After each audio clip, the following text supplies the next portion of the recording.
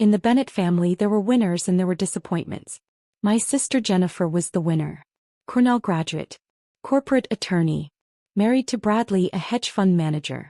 Living in a ski chalet near Aspen. Designer everything. Country club membership. The daughter my parents showcased at every opportunity. I was Jordan Bennett, the disappointment. Community college dropout. Freelance graphic designer. Single at 28. Living in a modest apartment in Denver. Driving a 10-year-old Subaru. The son my parents explained away with apologetic smiles. Jennifer just made partner at her firm, Mom would announce. Jordan is still doing freelance work. The pause. The carefully neutral tone. The implication that at 28 I should have achieved something more impressive. What they didn't know was that my freelance work generated $195,000 annually. Or that I'd been helping Grandpa Thomas manage his properties since I was 20. Or that those properties had been legally mine for 6 years.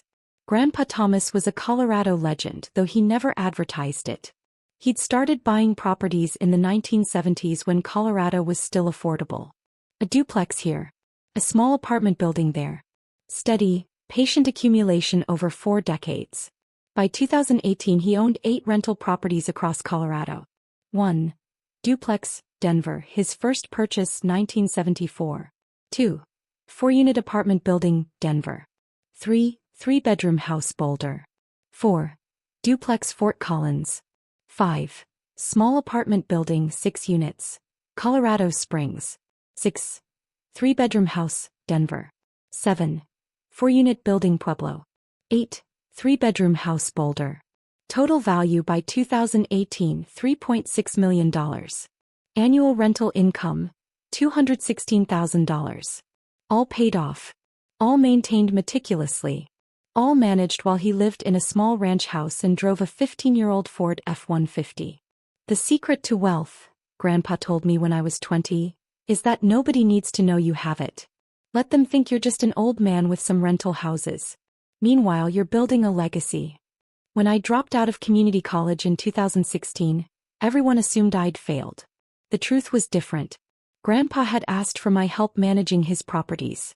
Jennifer's too busy being important, he said. She visits twice a year, stays 3 hours, spends the whole time talking about her cases. You actually listen. You ask questions. You want to learn. Come work with me. So I did. For 8 years I spent my weekends and evenings with Grandpa. Learning his properties. Meeting his tenants. Understanding maintenance schedules. Coordinating repairs. Studying cash flow statements. Jennifer sees these properties as her future inheritance, Grandpa said in 2017. She's already planning which ones to sell. But she's never met a single tenant. Never fixed a leaky faucet. Never dealt with a 2 a.m. emergency call about a broken furnace in January. What about me? You understand that these properties are people's homes, Grandpa said. That's the difference between a landlord and a steward. By 2018 I knew Grandpa's portfolio better than he did. I knew the family in property number 2 had 3 kids in Denver public schools. I knew the elderly tenant in property number 4 had lived there for 23 years. I knew property number 5 in Colorado Springs needed foundation work but was otherwise solid. I knew every tenant, every lease, every maintenance history, every quirk of every building. And I knew Jennifer had been asking about her inheritance since 2015. Jennifer's interest in Grandpa's properties began when she realized their value. 8 properties worth $3.6 million, she told Bradley at Christmas 2015, loud enough for everyone to hear. When I inherit them, we're selling immediately. Probably get $4 million if we list right. You'll inherit them? I asked. Obviously, Jennifer said, as if it were the most natural thing in the world. I'm the eldest. I'm the successful one. I'm the one with legal expertise. Grandpa needs his properties managed by someone who understands sophisticated asset management. Dad nodded approvingly. Mom beamed. Grandpa said nothing, just sipped his coffee. Over the next 3 years, Jennifer's assumptions calcified into absolute certainty. At Easter 2016, when Grandpa's properties transfer to me, I'm liquidating everything. Real estate is too illiquid. We'll diversify into equities. At Thanksgiving 2017, I've already contacted Sotheby's International. They'll handle the sale when the time comes. Should be quick. Colorado market is hot. At Christmas 2018, Bradley's been modeling the returns. If we sell for $4 million and invest properly, we're looking at 8% annually. That's $320,000 per year passive income. Always when I inherit. Always when they transfer to me. Never. Meanwhile, I was doing the actual work. Handling emergency repairs at property number 6, $8,000 for a new HVAC. Finding new tenants for property number 7 when the previous ones moved. Coordinating roof replacement on property number 2, $22,000. Managing the portfolio Jennifer planned to manage someday. But Jennifer never noticed.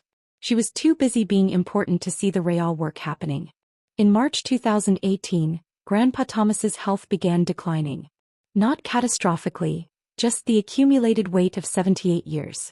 Diabetes management. Blood pressure issues. A minor stroke that left him weaker but mentally sharp. Made him think about the future.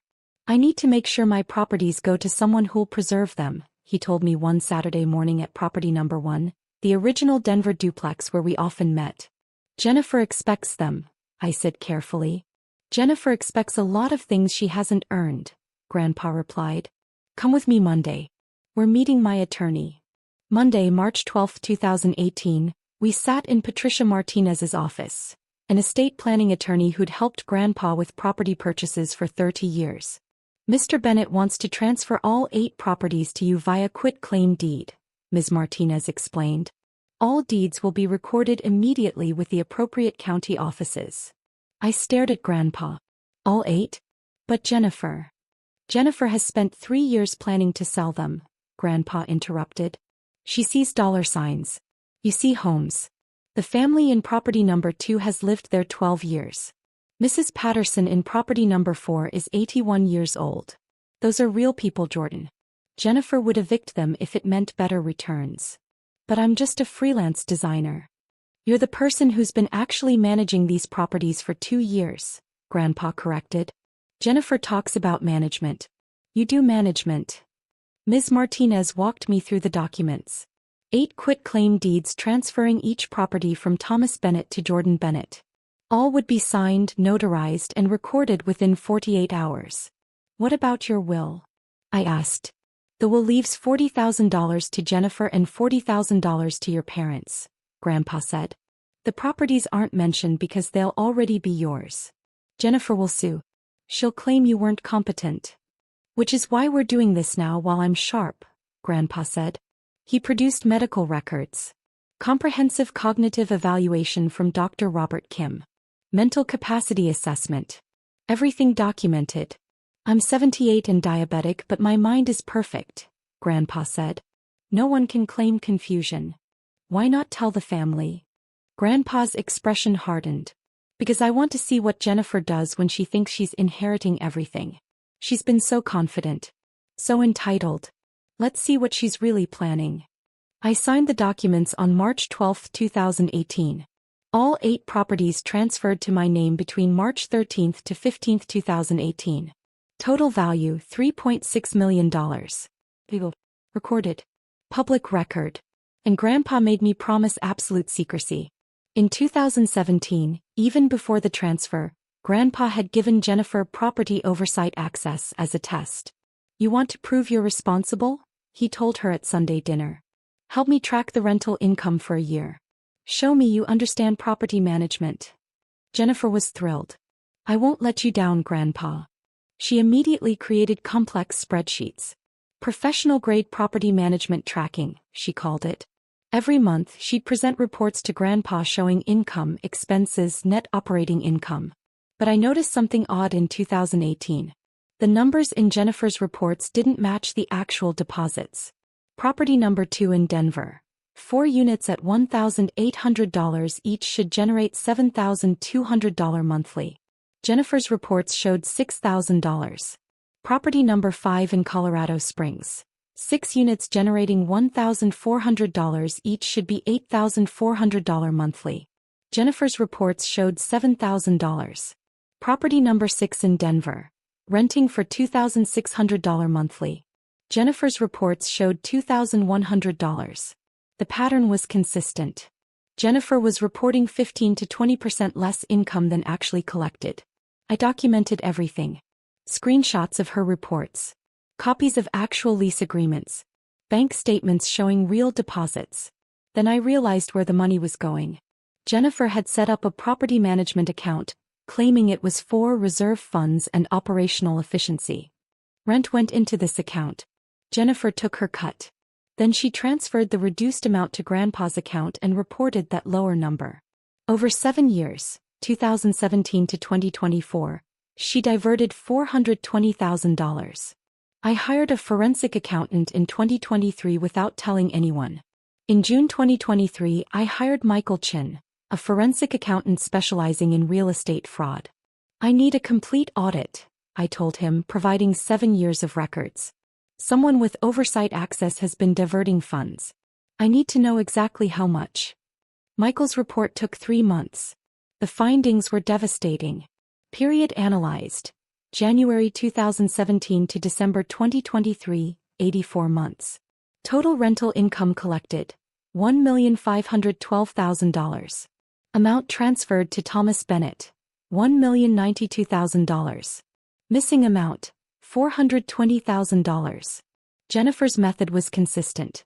Collect full rent, skim 15 to 20%, transfer the remainder, report the reduced amount as if that was the actual rent collected. January 2017. Property number 2 collected $7,200. Jennifer reported and transferred $6,000. Diverted, $1,200. February 2017. Property number 5 collected $8,400. Jennifer reported and transferred $7,000. Diverted, $1,400. 84 months of systematic theft. The diverted money went into Jennifer's property management account, then into investment accounts she controlled. She'd been using Grandpa's rental income to fund her and Bradley's lifestyle. Vacation properties, luxury cars, country club dues. Michael's report included asterisk bank statements showing every diversion. Asterisk comparison of reported versus actual rental income. Asterisk timeline of fraudulent transactions. Asterisk analysis of where the money went. This is systematic embezzlement, Michael said. She's been stealing from your grandfather for 7 years. I filed the report with Patricia Martinez, Grandpa's attorney. Grandpa died 3 months later in November 2023. At Grandpa's funeral, Jennifer gave a beautiful eulogy. Grandpa Thomas taught me about building wealth through real estate, she said, voice breaking perfectly.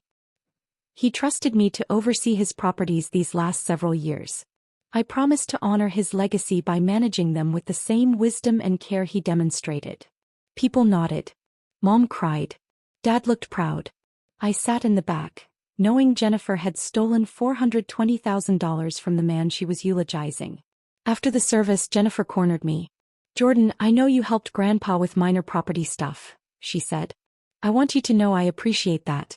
Once the estate transfers to me, I'll make sure you're compensated. Maybe $20,000 for your time. That's generous, I said neutrally. We're family, Jennifer replied.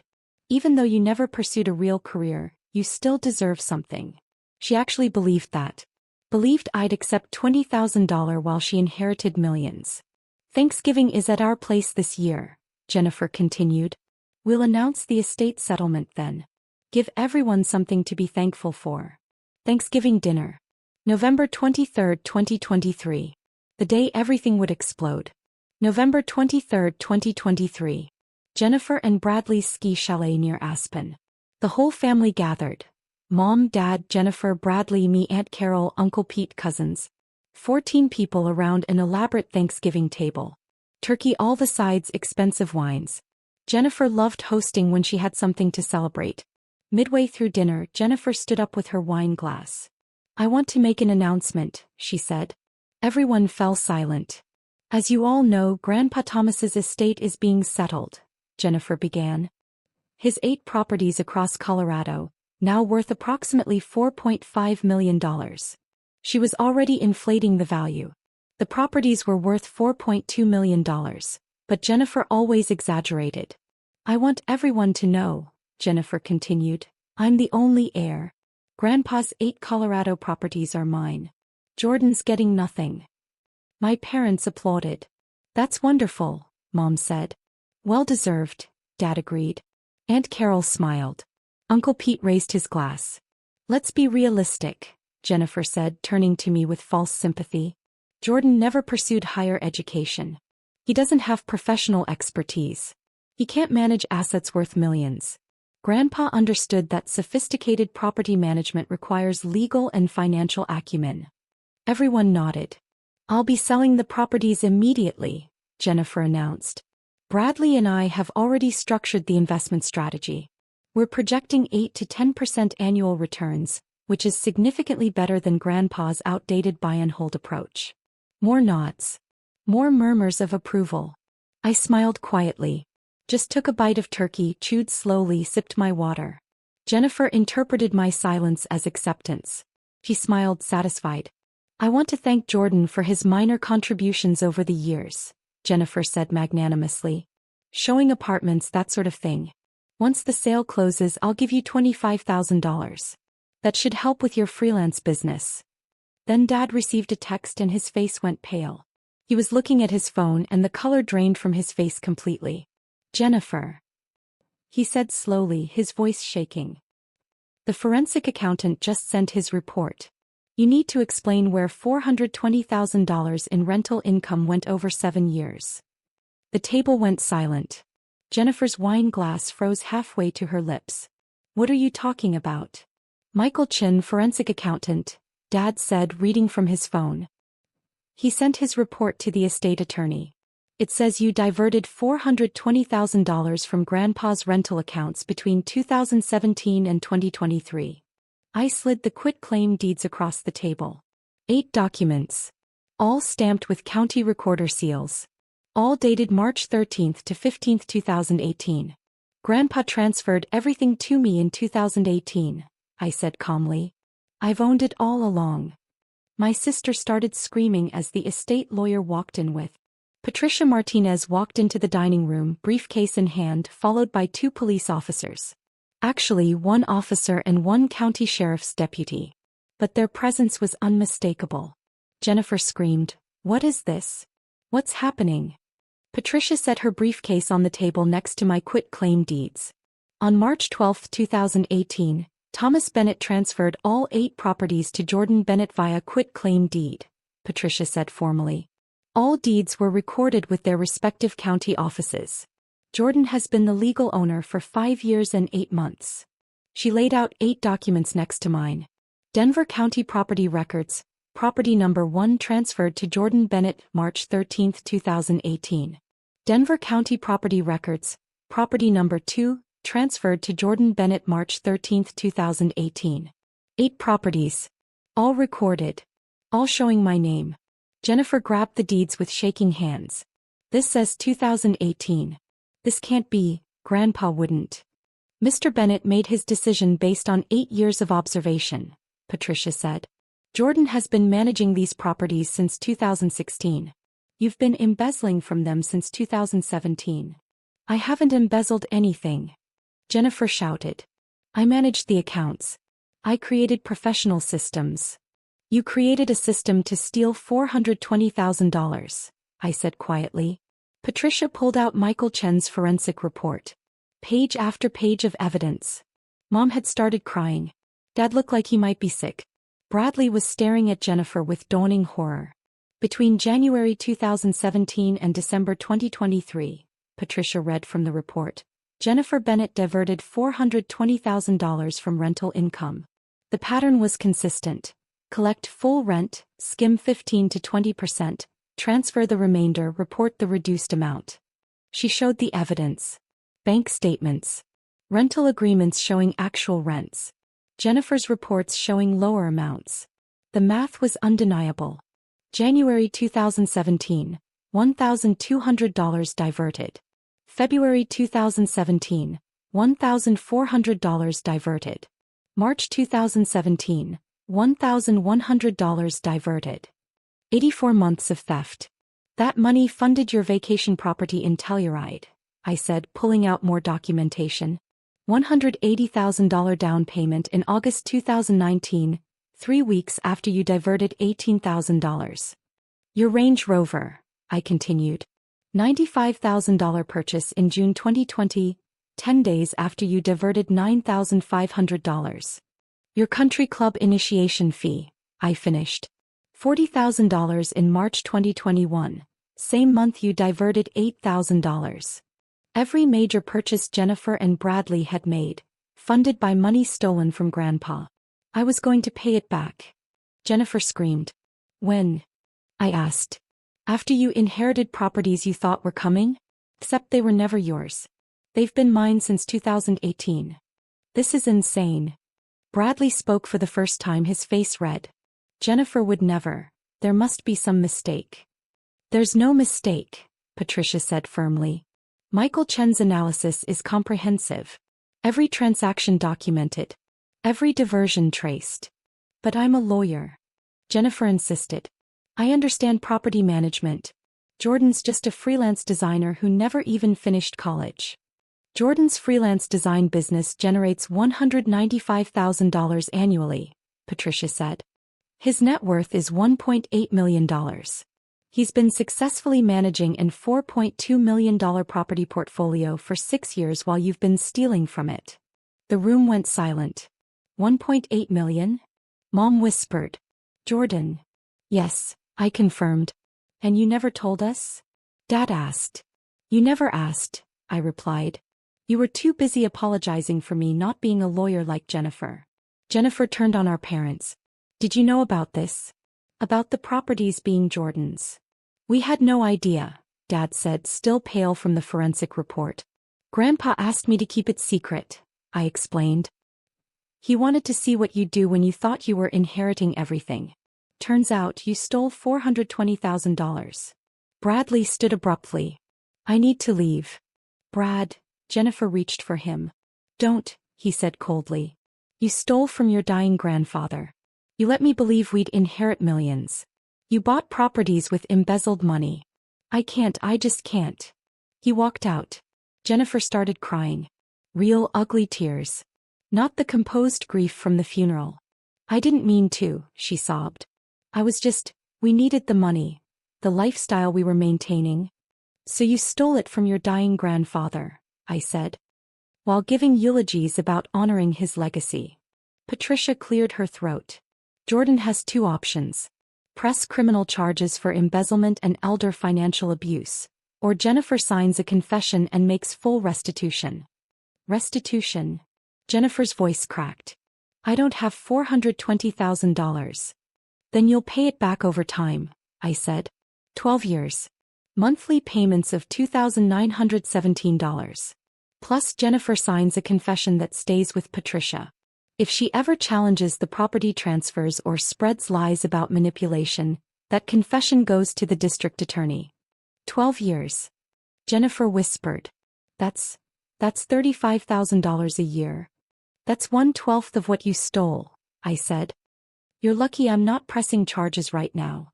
Mom found her voice. Jordan, she's your sister. Can't I what, Mom? I interrupted. Give her properties that were never hers?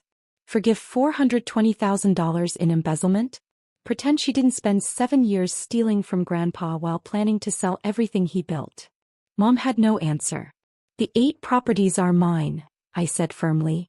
They've been mine since 2018. Jennifer gets $40,000 from Grandpa's will. You and Dad get $40,000. That's what Grandpa decided was appropriate. But we're family, Aunt Carol said weakly. Family doesn't steal, I replied. Jennifer signed the confession and restitution agreement on November 27, 2023. The first payment of $2,917 was due December 27, 2023. It arrived on time. But the consequences were immediate and brutal. Bradley filed for divorce 3 weeks after Thanksgiving. I married someone I thought was honest and successful, he told their mutual friends. She's a thief. The Telluride vacation property, bought with embezzled money, went into foreclosure when Jennifer couldn't make payments without Bradley's income. The Range Rover was repossessed. Jennifer's law firm asked for her resignation after the embezzlement became known through legal proceedings. Ethics concerns, they called it. She moved from the Aspen ski chalet to a 2-bedroom apartment in Denver. From partner at a prestigious firm to unemployed and divorced. Mom tried to mediate. Can't you reduce the payments? 12 years is so long. It took her 7 years to steal it, I said. 12 years to pay it back is generous. Dad was different. He called me one evening 6 months after Thanksgiving. I owe you an apology, he said. For decades of measuring you by Jennifer's standards instead of your own achievements. Thank you, I said surprised. Grandpa saw what we didn't, Dad continued. That success isn't about degrees and titles. It's about character and competence. I'm sorry it took this long to understand. It didn't fix everything. But it was something. With the family drama settled into painful distance, I focused on what Grandpa Thomas had built. The 8 properties continued thriving under my ownership. Property number 1. The original Denver duplex from 1974. I would never sell. That was sacred. Grandpa's first purchase. Property number 4 in Fort Collins.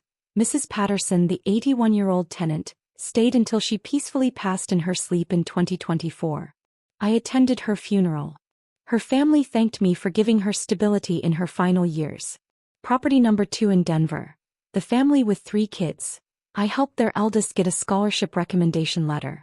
She's now at Colorado State studying engineering. I raised rents modestly, 6% over 3 years, not the 30% Jennifer would have demanded.